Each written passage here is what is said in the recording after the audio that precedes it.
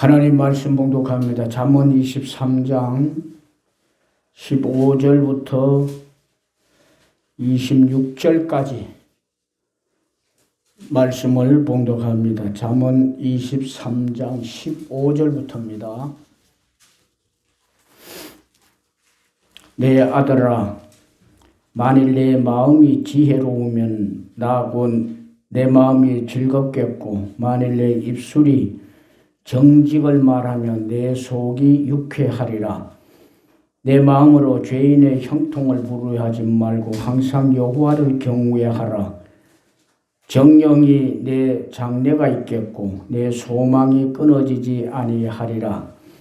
내 아들아, 너는 듣고 지혜를 얻어 내 마음을 바른 길로 인도할지니라. 술을 즐겨하는 자들과 고기를 탐하는 자들과도 더불어 사귀지 말라. 술 취하고 음식을 탐하는 자는 가난하여질 것이요, 잠자기를 즐겨하는 자는 헤어진 옷을 입을 것임이라. 너를 낳은 아비에게 청종하고 내 늙은 어미를 경히 여기지 말지니라. 진리를 사되 팔지는 말며 지혜와 훈계와 명철도 그리할지니라. 의인의 아비는 크게 즐거울 것이요, 지혜로운 자식을 낳은 자는 그로 말미암아 즐거울 것이니라. 내 부모를 즐겁게 하며 너를 낳은 어미를 기쁘게 하라. 내 아들아, 내 마음을 내게 주며 내 눈으로 내 귀를 즐거워할지어다. 오늘은 우리 한국 교회가 이렇게 어버이 주일로 지키는 그런 주일입니다. 이 어버이 주일은 처음에 미국 버지니아 주에 있는 웨스트 교회라고 하는 교회에서 출발이 되어졌습니다. 처음에는 어버이 주일로 그 교회에서 지킨 것이 아니고, 그 당시에 그 교회 26년간이나 주일학교 교사로 헌신했던 안나 자비스라고 하는 성도가 세상을 떠나게 되었습니다. 그때에 부고를 받은 딸 안나가 멀리 떨어져서 살다가 장례에 참여하게 되었습니다. 그 장례에 참여한 안나가 어머니에게 카네이션을, 그 영전에 카네이션을 드리면서 또 추모하는 글을 읽으면서 그 어머니에게 대한 효심을 이렇게 전하게 되었습니다. 그때에 모였던 많은 사람들이 크게 감동을 받고 그때부터 이것이 이제 하나의 전통적으로 이어가게 되어졌습니다. 그러다가 1914년 윌슨 대통령이 5월 둘째 주를 어머니 날로 정한다 하고서 정하게 되어서 그날을 미국에서 처음으로 전 국민이 지키게 되었고, 이 날이 되면은 안나가 어머니에게 카네이션을 들었듯이 카네이션을 이제 가슴에다가 드리도록 그렇게 하면서 어머니 날을 지키게 되었습니다. 이렇게 시작이 되었던 이 어머니 날이 우리나라에서는 1930년에 6월 15일로 어머니 날을 사실은 정하여서 지켜오던 중에 초대 대통령 이승만 정부에서 1956년 5월 8일을 어머니 날로 이렇게 정해서 지키게 되었습니다. 이 어머니 날은 1973년에 어버이날로 이렇게 바꾸어지게 되었고, 그래서 지금까지 어버이날로 이렇게 지켜오게 되는 겁니다. 교회에서는 1960년부터 5월 둘째 주일을 어머니 주일로 그렇게 교회에서 정하고, 그 어머니 날을 지금까지 이렇게 지켜오게 되었던 것입니다.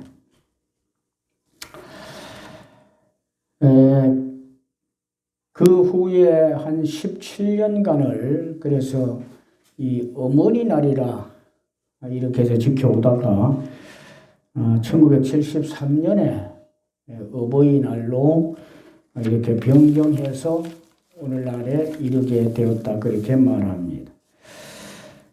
이 어버이날이 되면은 그래서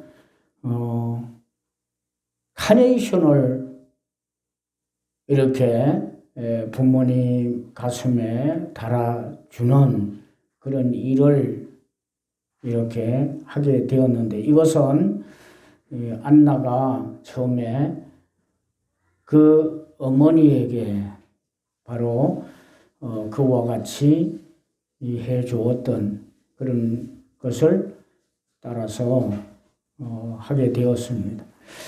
그런데 이 카네이션을 달아주는 이것이 그 꽃말이 이 효심을 담고 있기 때문에 그렇습니다. 이 꽃말은 빨간색 이 카네이션은 여러분이 오늘도 가슴에 달고 계십니다만은 이것은 내가 부모님을 사랑합니다. 내가 사랑합니다. 내가 존경합니다. 꽃말이 그렇습니다. 그리고 건강하세요. 건강하세요. 하는 꽃말이 바로 빨간색 카네이션이라 하는 겁니다. 그래서 우리 자녀들이 부모님 날이 되면은, 어버이날이 되면은 가슴에다가 이 카네이션을 달아드리게 되었던 것입니다. 그래서 부모님 사랑합니다. 어버이 사랑합니다. 내가 공경하고 존경합니다. 그리고 오래오래 건강하게 사시기를 바랍니다. 그런 뜻에서 우리가 빨간 카네이션을 달아드리는 것입니다. 성도 여러분들, 금번 어버이날에도 국가에서 지키는 어버이날이 오늘입니다. 어버이날, 어버이 주일에 여러분들의 부모님에게도 이 붉은 카네이션을 달아드리는 그런 효성이 있는 자녀분들이라 그렇게 저는 생각을 하고, 오늘 특별히 본문을 중심으로 그래서 달아드리는 카네이션과 함께 우리의 자녀된 삶을, 효심이 담긴 자녀의 삶을 사는 것이 어떤 삶인가 하는 것에 대해서 말씀을, 본문을 중심으로 좀 드리려고 합니다. 부모님을 향한 이 효심의 삶은요, 우리가 자녀들이 올바른 인성으로 사는 것, 올바른 인성을 가지고 사는 것이 부모님을 향한 효도의 삶입니다. 오늘 15절 말씀을 보십시다. 내 아들아, 만일 내 마음이 지혜로우면 나 곧 내 마음이 즐겁고 부모의 마음이 즐겁다고 해요. 부모의 마음을 즐겁게 하는 것이 효도가 아니겠어요? 효도. 그런데 언제 부모의 마음이 즐겁다고 말합니까? 바로 자녀들이 지혜로운 삶을 살 때라고 말합니다. 지혜로운 삶을 살 때. 지혜는 슬기롭다고 하는 말입니다.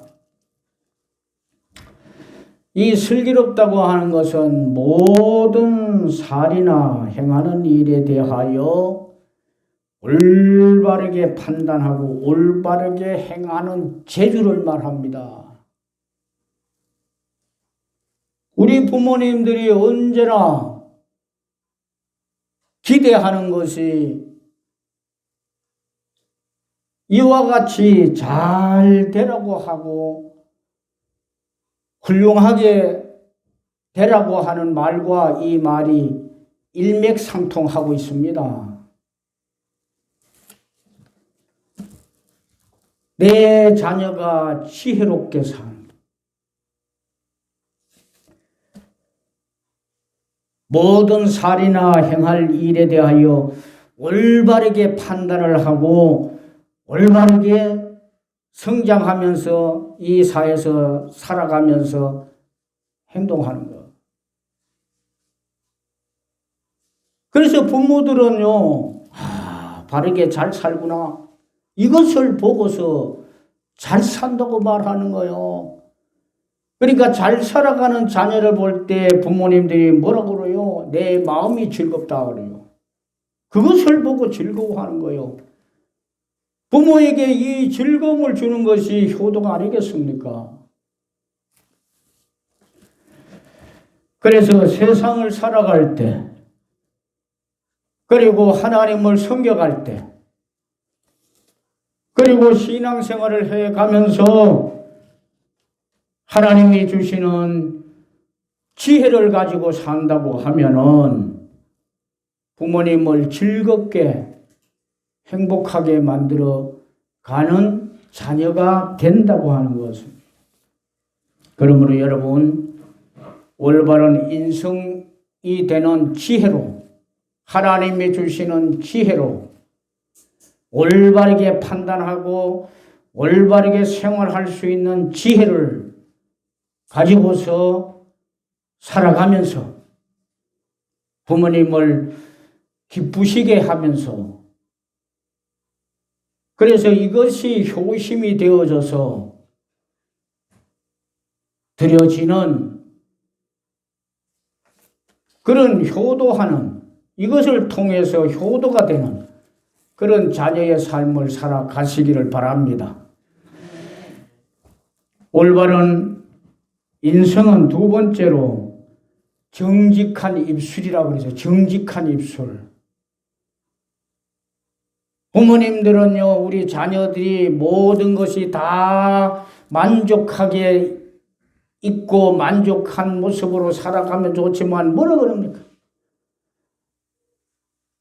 바르고 착하고 정직하게 살아가면은요, 이것을 부모님이 기대하고 기뻐한다고요. 이것을 기뻐한다고. 16절 말씀 보십시오. 내 입술이 정직을 말하면 내 속이 유쾌하리라.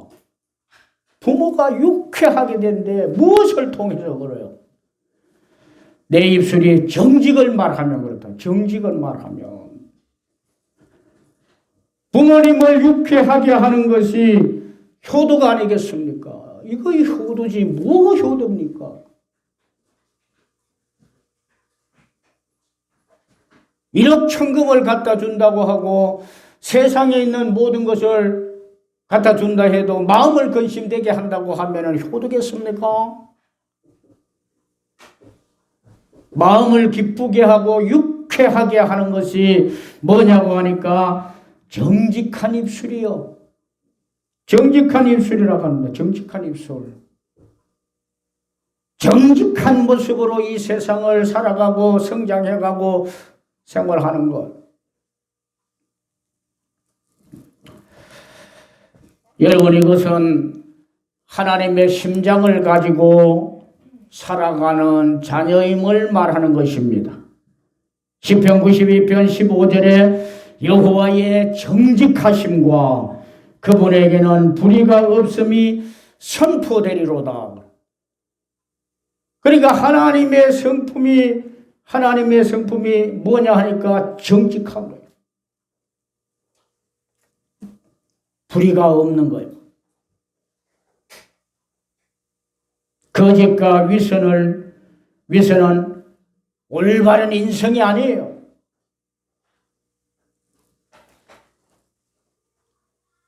거짓과 위선은 아담과 하와의 인성이 아니겠습니까? 타락한 아담과 하와의 인성이요. 하나님 앞에서 거짓된 입술로 과했던 것이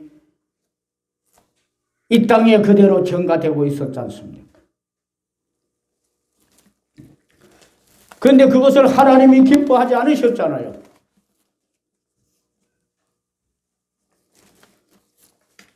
그래서 우리의 입술이 정직한 자녀는 예수님을 믿어 죄 사함을 받은 의로운 자녀가 된 것입니다. 그래서 24절 말씀에 보니까 의인의 아비는 크게 즐거워할 것이요. 거짓된 입술을 가지지 않는 자녀를 부모가 즐거워한다고 그래요. 25절에 보니까 내 부모를 즐겁게 하며 너를 낳은 어미를 기쁘게 하라. 무엇을 통해서 즐겁게 하고 기쁘게 해요? 거짓되지 않는 입술을 통해서. 오늘 본문에서는 그렇게 말씀. 그래서 올바르고 선하고 착하게 살아가는 그 자녀가 부모의 마음을 기쁘게 한다고 그랬어요.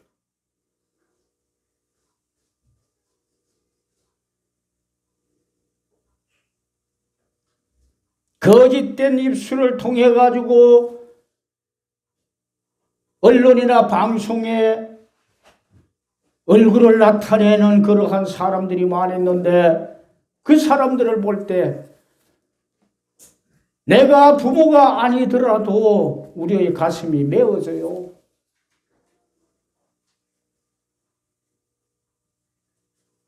부모는 어떻겠습니까? 그런 자녀의 얼굴을 볼 때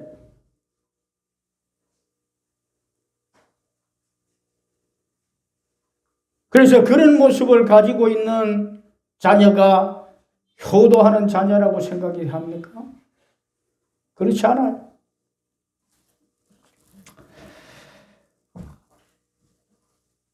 그래서 입술이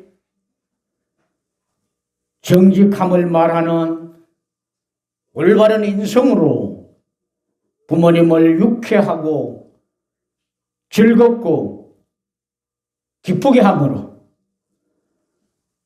효도하는 여러분들이 될 수 있기를 주님의 이름으로 축원합니다.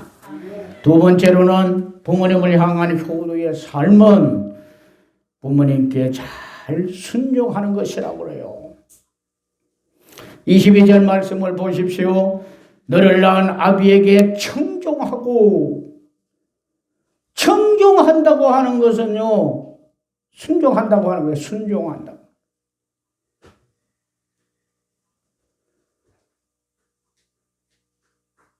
올바르게 부모님을 바라보고 따른다고 하는 거예요. 말씀을 바르게 듣고 원하시는 것을 바르게 듣고 따른다고 하는 거, 순종한다고 하는 거.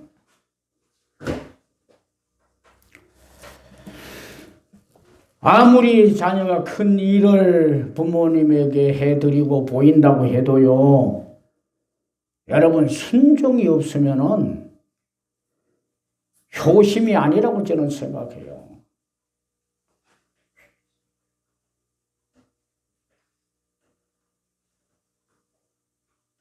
효심을 갖지 않는 모습을 보이면서 그것을 막으려고 하는 것밖에 되지 않는다. 저는 그렇게 생각합니다. 순종하지 않는 자녀 앞에서 부모님이 기뻐하시겠어요? 언제나 그런 얘기를 합니다. 그래, 내 말을 참 잘 듣기도 한다. 잘 따르기도 하구나.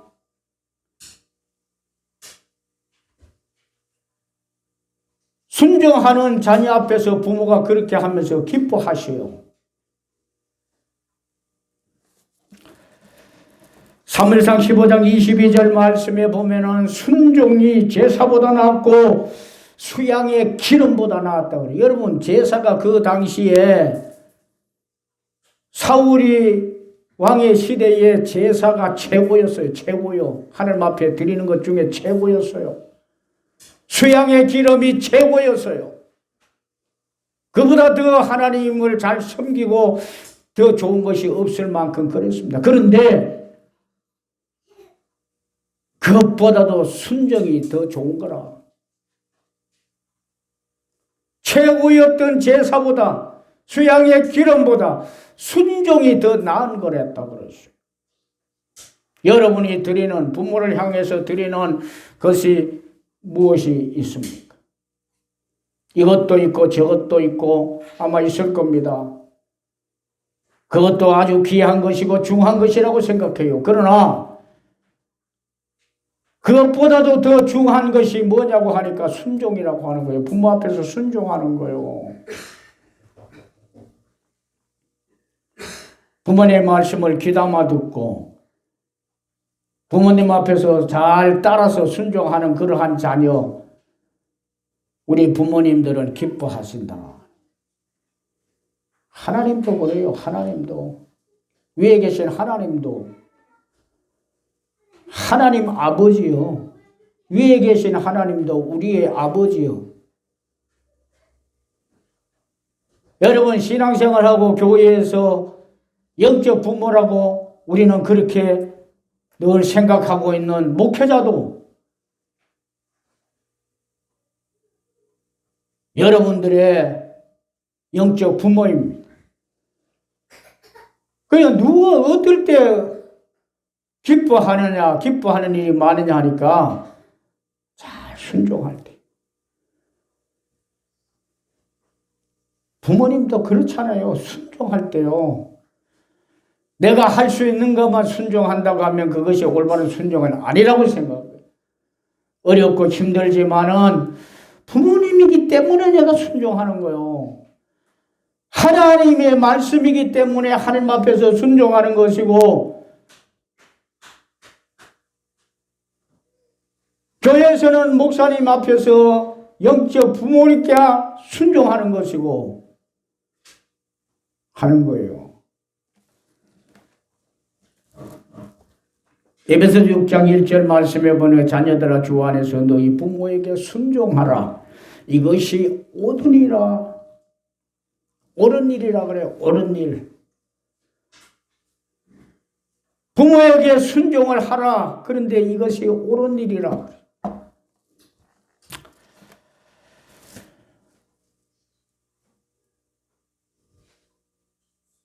순종을 할 수 있는 옳은 일을 하면서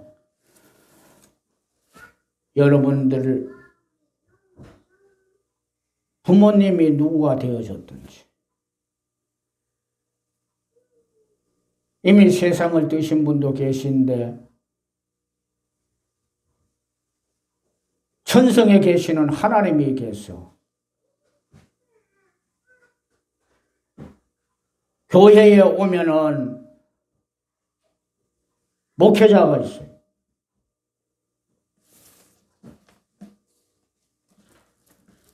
그래서 잘 순종하면서 이런 부모님에게 효심을 드리는 훌륭한 자녀분들이 다 될 수 있기를 축복합니다. 세 번째로 보니까 22절에 내 늙은 어미를 경히 여기지 말라. 그래 경히 여기지 말라고 하는데 세 번째로 부모님을 공경하는 삶이 효도하는 자녀의 삶입니다. 여러분 연세가 들고 하게 되면은 그 좋았던 총기도 없어지고 지혜도 부족해지고 잘 알아듣지도 못하고 잘 판단도 못하고 우리 부모님들이 누구나 그러더라고요. 그럴 때 있지 않습니까? 근데 그 부모가 얼마나 귀한 분인데 우리 존재가 이 땅에 있게 만들어 주신 분이고 진자리 마른 자리 갈아리이시며 길러주신 분이고 지금까지 우리의 자리를 세워주신 분이 누구 계세요? 부모님 아니에요? 그런데 지금에 와서 모습이 그렇다 해가지고 업신여기고 함부로 하고 듣지 아니하고 공경하지 않는다고 하면 그것이 효심이 아니라 그 말씀입니다. 뭐 여러분들은 그럴 리가 없겠지만은 오늘 성경은 그렇게 말씀해요.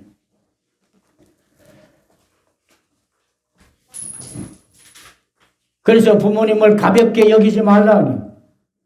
공격이라고 하는 말은 키베드라고 하는 히브리 말로 키베드라고 그래요. 키베드. 키베드가 뭐냐 하면은 간이에요. 간. 우리 인체 간. 간이 장기 중에서 그 무게를 달면은 그 부피만큼의 무게를 달면은 간이 제일 무겁대요. 저는 뭐 잘 모르는데 의학적으로 그렇답니다. 그래서 왜 키베드라고 하는 말을 공경한다고 하는 뜻을 그 말을 썼냐 하니까 무겁게 여기라. 간만큼 무겁게 여겨야 된다. 부모를 없이 여기지 말라. 가볍게 여기지 말라. 아주 무겁게 여겨라. 공경하라고. 공경하라. 함부로 하지 말라. 그런 뜻에서 키베드라고 하는 말을 썼다. 출애굽기 20장 12절 말씀 이하 보면은 하나님이 계명을 주실 때 다섯 번째 계명이 뭐냐고 하니까 내 부모를 공경하라.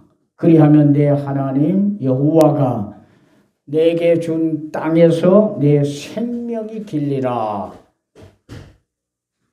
공경을 할 때에 부모가 기뻐도 하고 하나님은 놀라운 축복을 함께 담아서 주신다고 그렇게 말씀을 해 놓으셨어요. 에베소서 6장 2절 말씀을 보십시오. 내 아버지와 어미를 공경하라. 이것이 약속이 있는 첫 계명이니 이로써 내가 잘 되고 땅에서 장수하리라. 계명을 주실 때 하신 말씀을 신약에 와서 다시 말씀을 해 주시는 거예요. 그래서 성도님 여러분들, 부모님, 뭐 지금도 여러분들은 다 효심을 가지고 효자로 살아가는 줄 알아요. 그렇지만 다시 한번 우리들을 되새겨보고 우리의 자리를 되새겨보고 해야 되기 때문에 정말 내가 공경한다고 하는 부모님을 공경하고 있는가, 바르게 공경하고 있는가 하는 것을 한번 되새겨보려고 말씀을 드리는 것.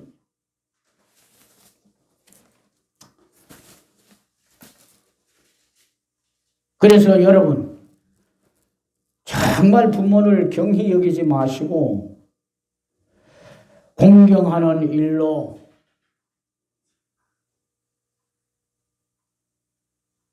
공경하는 일로 효심이 되어서 효도하시는 자녀분들이 다 될 수 있기를 축복합니다.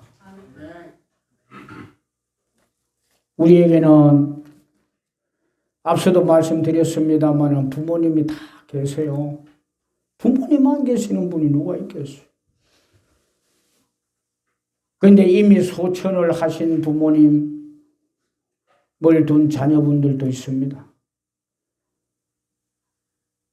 저도 두 분 어머니 아버지가 다 소천을 하셨는데요. 그런 분도 있고 살아 계셔서 지금도 함께 하시는 분들도 계시고 그럴 겁니다. 그리고 앞서도 말씀드렸습니다마는 하늘에 계신 하나님 아버지가 우리의 부모님이 되셔서 아버지가 되셔서 그 아버지를 섬겨가는 우리들도 있습니다. 더 나아가서 신앙생활하고 교회에 오면은 영적 부모라고 하는 목회자들도 목사님들도 계십니다.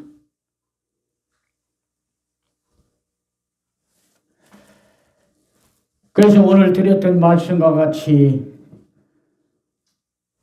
이 부모님들을 기쁘게 하고 즐겁게 만들어가는 자녀의 삶을 우리가 살아야 될 것 같습니다.